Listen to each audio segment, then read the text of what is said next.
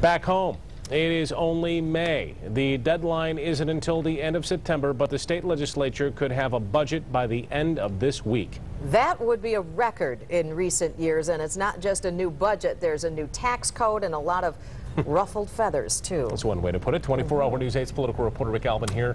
What should we expect this week, Rick? Long days, some potentially very long days. Tomorrow, the governor's expected to sign that new package of tax codes over the objection of those who don't want businesses to get a big tax break, don't want to see taxes imposed on pensions, and the legislature will start to finalize the budget. You can expect a lot of procedural and maneuvering, but unless Democrats can get a large number of Republicans to go along with them, and that seems unlikely, the budget, in large part as the governor outlined, will become law. But then what?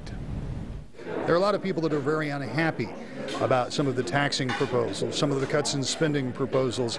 And even though it's all going to get passed relatively quickly, it doesn't mean that you have a very happy electorate. What do you do about that? A lot of this has been dramatized far beyond what is actual and what is reality. So, for example, the overall school cut is 1.9%. About a lot of people, when I talk to people just out there, they think that it must be 25 or 30% or something. And as we go through and we actually get experience with these sorts of things, that people are going to find out this budget's going to pass, and you know what, the sun is still going to rise tomorrow. It's impossible to know what fallout from all of this will be. The governor and lieutenant governor say it's the beginning of reinventing Michigan. Democrats say it's the wrong direction. Either way, it is likely to get done this week. And whether you like this or not, it is quite an accomplishment to get it done this soon.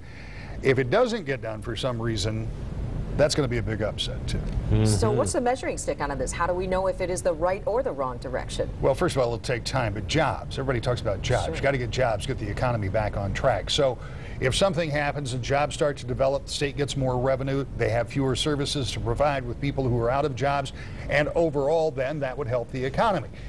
Now, if that happens, there will be some who will say, well, then this was because of what the governor did. There will be others that will say this was just a natural movement of the economy in the first place. And I'll let you guess how those lines are going to break down. That'll be pretty easy. On the other hand, if the jobs don't come, then some will say, well, look, this was, an effort in futility, and still others will say, no, it was still the right idea, but the economy just isn't recovering as quickly as we thought. And again, you know how those lines are going to break down, but the bottom line is going to be jobs. Have to be jobs in Michigan. Unemployment has to come down.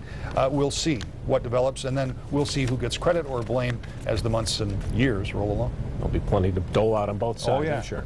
Thank you, Rick.